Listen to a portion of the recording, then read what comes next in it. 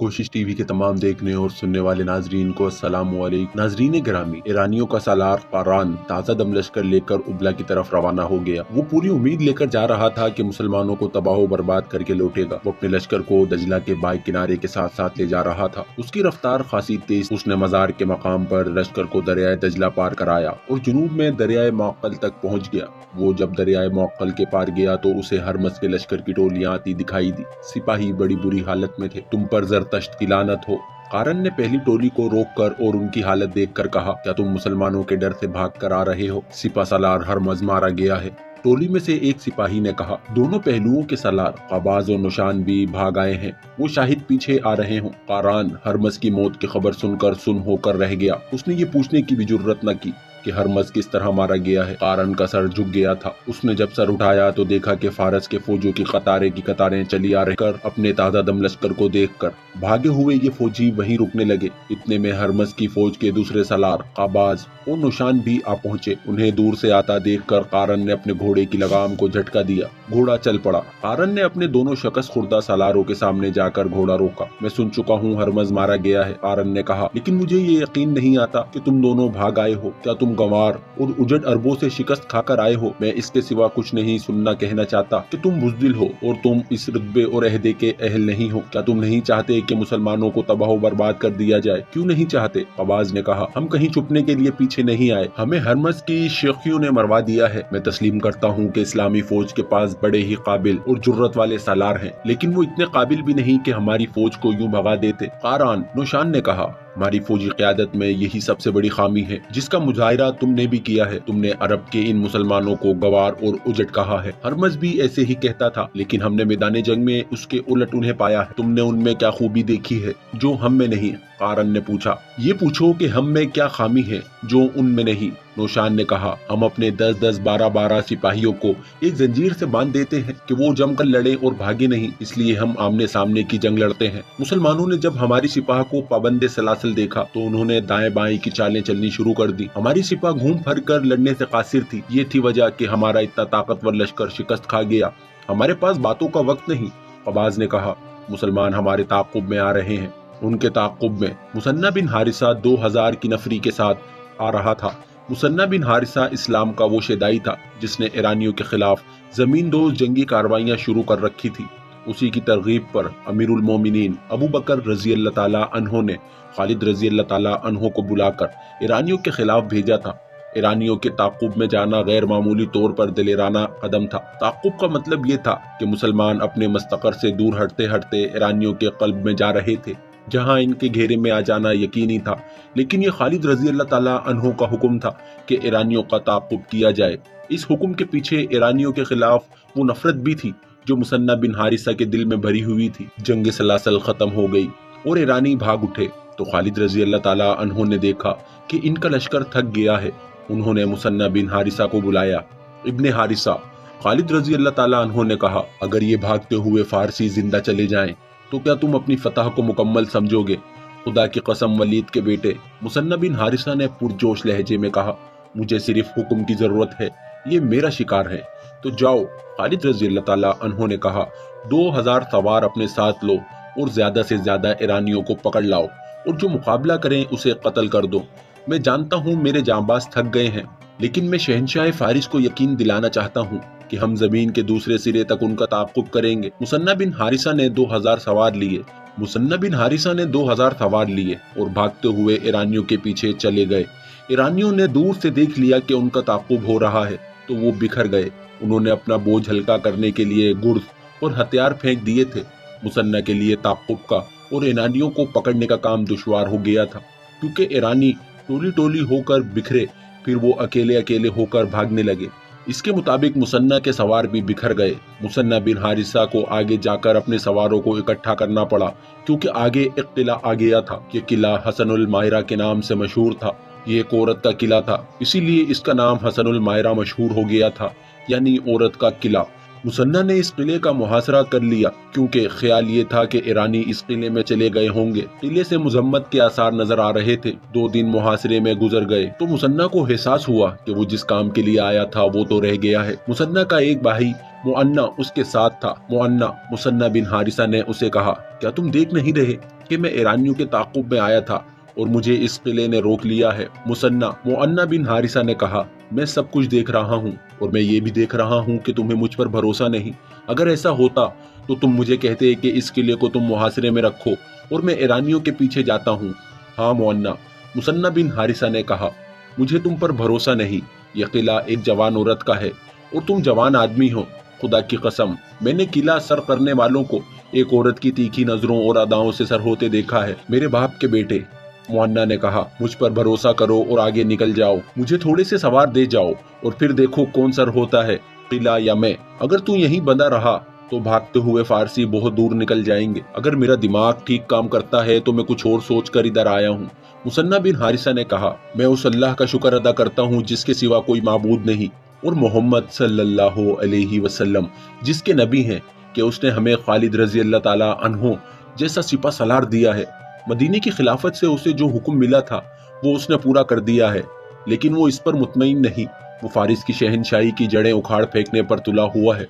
वो मुदाइन की ईंट से ईंट बजाने का अज़म किए हुए है। अज़म और चीज है मेरे भाई, मुअन्ना ने कहा। अज़म को पूरा करना बिल्कुल मुख्तलिफ चीज है। क्या तुमने देखा नहीं कि वलीद का बेटा तीर की तेजी से आगे बढ़ रहा है? मेरे बाप के बेटे, तीर खता भी हो सकता है, जरा सी रुकावट इसे रोक भी सकती है। क्या तुम ये कहना चाहते हो कि खालिद रजी अल्लाह ताला अन्हो को वहीं रुक जाना चाहिए जहां उसने फारसियों को शिकस्त दी है? मुसन्ना ने कहा, खुदा की कसम, तुम एक बात भूल रहे हो। शहनशाह फारिस को अपनी शहनशाही का गम है और हमें अपने अल्लाह की नाराजगी का डर है।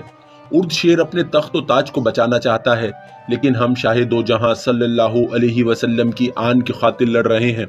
समझने की कोशिश करो मेरे भाई, ये बादशाहों की नहीं, अकीदों की जंग है।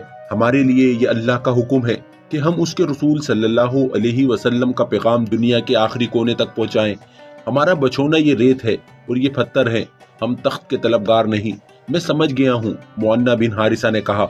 नहीं, मुसन्ना बोला, तुम अभी पूरी बात नहीं समझे। तुम भूल रहे हो कि हमें उन मुसलमानों के खून के एक एक कतरे का इंतकाम लेना है जो फारसियों के जेर नगी थे और जिन पर फारसियों ने जुल्म व तशद्दुद किया था। खालिद रजी अल्लाह ताला अन्हो फारसियों का ये गुनाह कभी नहीं बख्शेगा। वो मसलूम मुसलमान मदीना की तरफ देख रहे थे। मैं तुम्हें कह रहा था कि मैं फारसियों के ताक़ुब में नहीं आया, मैं फारिस के उस लश्कर की तलाश में आया हूँ जो हरमस की शिकस्त खुर्दा फौज की मदद के लिए आ रहा होगा। मुझे पूरी उम्मीद है कि उनकी कमक आ रही होगी, मैं उसे रास्ते में रोकूंगा। फिर इतनी बातें ना करो मुसन्ना, मुअन्ना बिन हारिसा ने कहा। मुझे कुछ सवार दे दो और तुम आगे निकल जाओ। ये ख्याल रखना कि फारसी अगर आ गए तो उनकी तादाद और ताकत ज्यादा होगी। आमने सामने की टक्कर ना लेना। जा मेरे भाई, मैं तुझे अल्लाह के सुपुर्द करता हूँ। किसी भी मौर्रिख ने सवारों की सही तादाद नहीं लिखी जो मुसन्ना बिन हारिसा अपने भाई मुअन्ना बिन हारिसा को देकर चला गया था। बाज मौर्रिखों की तहरीर से पता चलता है कि सवारों की तादाद 300 से कम और 400 से ज्यादा नहीं थी। मुअन्ना बिन हारिसा ने इतने से सवारों से ही किले का मुहासरा कर लिया और किले के दरवाजे के इतना करीब चला गया जहां वो तीरों की बड़ी आसान जद में था। दरवाजे के ऊपर जो बुर्ज था उसमें एक खूबसूरत औरत नमूदार हुई। तुम कौन हो और यहाँ क्या लेने आए हो? औरत ने बुलंद आवाज में मुअन्ना बिन हारिसा से पूछा। हम मुसलमान हैं, मुअन्ना बिन हारिसा ने उससे ज्यादा बुलंद आवाज में जवाब दिया। हम मैदान जंग से भागे हुए फारसियों के ताक़ुब में आए हैं। अगर तुमने किले में उन्हें पनाह दी है तो इन्हें हमारे हवाले कर दो, हम चले जाएंगे। ये मेरा किला है, औरत ने कहा। भागते हुए फारसियों की पनाहगाह नहीं, यहाँ कोई फारसी सिपाही मौजूद नहीं। खातून, मुअन्ना बिन हारिसा ने कहा, हम पर तेरा एहतराम लाजिम है, हम मुसलमान हैं। औरत पर हाथ उठाना हम पर हराम है, ख्वाह वो किलेदार ही हो। अगर तुम फारिस की जंगी ताकत के डर से उसके सिपाही हमारे हवाले नहीं करना चाहती तो सोच लो कि हम वो हैं जिन्होंने फारस की इस हैबतनाक जंगी ताकत को शिकस्त दी है। ऐसा ना हो कि तुम पर हमारे हाथों ज्यादती हो जाए। हम इस्लाम के उस लश्कर का हर अव्वल हैं जो पीछे आ रहा है। मैंने मुसलमानों का क्या बिगाड़ा है? औरत ने कहा। मेरा किला तुम्हारे लश्कर के रास्ते की रुकावट नहीं बन सकता, तुम्हारा किला महफूज रहेगा। मुअन्ना बिन हारिसा ने कहा, शर्त यह है कि किले का दरवाजा खोल दो, हम अंदर आकर देखेंगे। तुम्हारे किसी आदमी और किसी चीज को मेरे सवार हाथ नहीं लगाएंगे, हम अपनी तसल्ली कर कर चले जाएंगे। अगर ये शर्त पूरी नहीं करोगी तो तुम्हारी और तुम्हारी फौज की लाशें इस किले के मलबे के नीचे गल सड़ जाएंगी। किले का दरवाजा खोल दो। औरत की तहकमाना आवाज सुनाई दी। इस आवाज के साथ ही किले का दरवाजा खुल गया। मुअन्ना बिन हारिसा ने अपने सवारों को इशारा किया। 300-400 घोड़े सर पर दौड़ते अंदर आए। मुअन्ना बिन हारिसा ने उन्हें सिर्फ इतना कहा कि किले की सिर्फ तलाशी होगी, किसी चीज और किसी इंसान को हाथ तक नहीं लगाया जाएगा। मुअन्ना का घोड़ा किले में दाखिल हो गया। उसके तमाम सवार उसके पीछे पीछे किले में गए। मुअन्ना ने एक जगह रुककर किले की दीवार पर नजर दौड़ाई। हर तरफ तीरंदाज खड़े थे। नीचे उसे कहीं भी कोई सिपाही नजर ना आया। मुअन्ना के सवार किले में फैल गए थे। तुमने ठीक कहा था, औरत ने मुअन्ना बिन हारिसा से कहा। मैं फारसियों से डरती हूँ। इस किले में कोई भी ताकतवर लश्कर आएगा तो मैं उसके रहमो करम पर होंगी। मुसलमानों को मैं पहली बार देख रही हूँ और तुम उन्हें सारी उम्र याद रखोगी। मुअन्ना बिन हारिसा ने कहा, खुदा की कसम, तुम बाकी उम्र इनके इंतजार में गुजार दोगी। मुसलमानों के लिए हुक्म है कि किलों को नहीं, दिलों को सर करो। लेकिन किलों वालों के दिल किले की दीवारों जैसे सख्त हो जाएं तो फिर हमारे लिए कुछ और हुक्म है। हम जब इस हुक्म की तामील करते हैं तो फारस की ताकत भी हमारे आगे नहीं ठहर सकती। क्या तुमने उन्हें भागते देखा नहीं? क्या वो इधर से नहीं गुजरे थे? किलादार औरत ने जवाब दिया। जरा सी देर के लिए यहाँ रुके भी थे। उन्होंने बताया था कि वो मुसलमानों से भाग कर आ रहे हैं। वो 10-12 आदमी थे। मैं हैरान थी कि इतने हट्टे कट्टे सिपाही खौफ से मरे जा रहे हैं। मैं इस पर भी हैरान थी कि वो कौन है जिन्होंने फारस के लश्कर को इस कदर दहशत ज़दा करके भगा दिया है। तुमने जब कहा कि तुम वो लोग हो जिन्होंने फारसियों को शिकस्त दी है तो मेरी हिम्मत जवाब दे गई। मैंने किले का दरवाजा खौफ के आलम में खोला था। मैं तुमसे और तुम्हारे सवारों से अच्छे सलूक की तवक्का रख ही नहीं सकती थी। मुझे अभी तक यकीन नहीं आया कि तुम अपने मुतालिक जो कह रहे हो वो सच कह रहे हो। यह खातून मुअन्ना बिन हारिसा को इस इमारत में ले गई जहां वो रहती थी। वो तो शीश महल था। उसके इशारे पर 2 गुलामों ने शराब और भुना हुआ गोश्त मुअन्ना बिन हारिसा के सामने ला रखा। मुअन्ना बिन हारिसा ने इन चीजों को परे रख दिया। हम शराब नहीं पीते, मुअन्ना ने कहा, और मैं ये खाना इसलिए नहीं खाऊंगा कि तुमने मुझे एक ताकतवर फौज का आदमी समझकर खौफ से मुझे खाना पेश किया है। मैं इसे भी हराम समझता हूँ। क्या तुम मुझे भी हराम समझते हो? इस खूबसूरत और जवान औरत ने ऐसी मुस्कुराहट से कहा जिसमें दावत का तासुर था। हाँ, मुअन्ना बिन हारिसा ने जवाब दिया।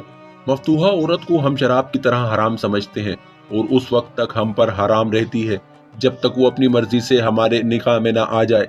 मुअन्ना को इत्ला दी गई कि उसके सवार किले की तलाशी लेकर आ गए हैं। मुअन्ना बिन हारिसा तेजी से उठा और इसी तेजी से बाहर निकल गया। सवारों के कमांडर ने मुअन्ना को तफसील से बताया कि उन्होंने तलाशी किस तरह ली है और क्या कुछ देखा है। कहीं भी इन्हें कोई ईरानी सिपाही नजर नहीं आया था। इस औरत का अपना कबीला था जिसके आदमी तीरों, तलवारों और बर्छियों वगैरह से मुसल्लह थे। इनमें मुअन्ना के सवारों के खिलाफ लड़ने की हिम्मत नहीं थी। किले की मालकन ने इन्हें लड़ने की इजाजत भी नहीं दी थी। इस किले को अपनी इताअत में लेना जरूरी था क्योंकि ये किसी भी मौके पर ईरानियों के काम आ सकता था। मुअन्ना बिन हारिसा ने इधर उधर देखा। वो औरत उसे नजर ना आई। मुअन्ना अंदर चला गया। कुछ मिला मेरे किले से? औरत ने पूछा। नहीं, मुअन्ना बिन हारिसा ने जवाब दिया।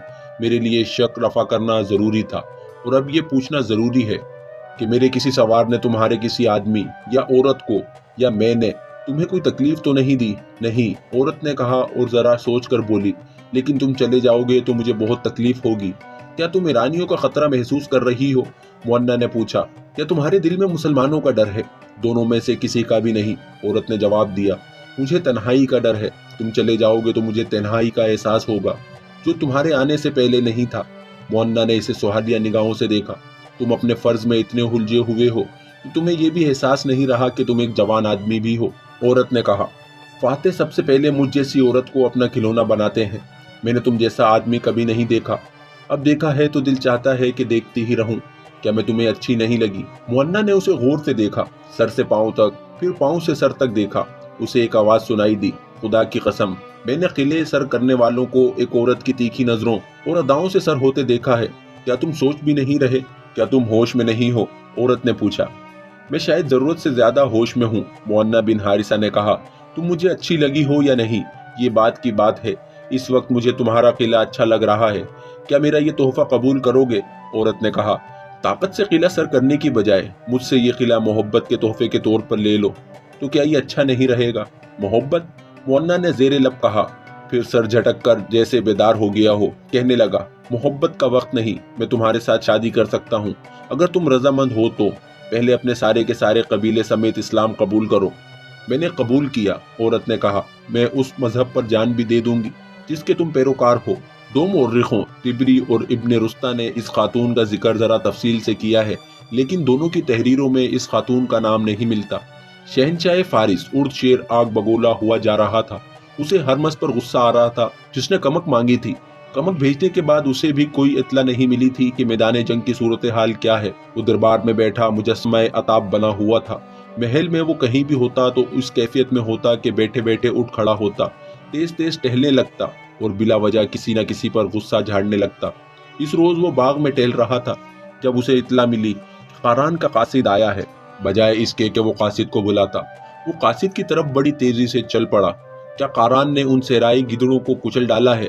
ارد شیر نے پوچھا۔ شہنشاہ فارس، قاصد نے کہا، جان بخشی ہو، شہنشاہ کا غلام اچھی خبر نہیں لایا۔ کیا قاران نے بھی کمک مانگی ہے؟ ارد شیر نے پوچھا۔ نہیں شہنشاہ فارس، قاصد نے کہا، سالار ہرمز مسلمانوں کے ہاتھوں مارا گیا ہے۔ مارا گیا ہے؟ ارد شیر نے حیرت سے کہا، کیا ہرمز کو بھی مارا جا سکتا ہے؟ نہیں نہیں، یہ غلط ہے، یہ جھوٹ ہے۔ اس نے گرج کر قاصد سے پوچھا، تمہیں یہ پیغام کس نے دیا ہے؟ سالار قارن نے۔ قاصد نے کہا، ہمارے دو سالار قباز اور نوشان پسپا ہو کر آ رہے تھے، باقی سپاہ بھی جو زندہ تھی ایک ایک دو دو ہو کر آ رہی تھی۔ دریائے موقل کے کنارے وہ ہمیں آتے ہوئے ملے۔ انہوں نے بتایا کہ سالار ہرمز نے مسلمانوں کو انفرادی مقابلے کے لیے للکارا تو ان کا سالار خالد بن ولید رضی اللہ تعالیٰ عنہ ہمارے سالار کے مقابلے میں آیا۔ سالار ہرمز نے اپنے محافظوں کو ایک طرف چھپا دیا تھا۔ انہوں نے مسلمانوں کے سالار کو گھیرے میں لے کر قتل کرنا تھا۔ انہوں نے اسے گھیرے میں لے بھی لیا تھا، لیکن کسی طرف سے ایک مسلمان سوار سرپٹ گھوڑا دوڑاتا آیا۔ اس کے ہاتھ میں برچھی اور دوسرے میں تلوار تھی۔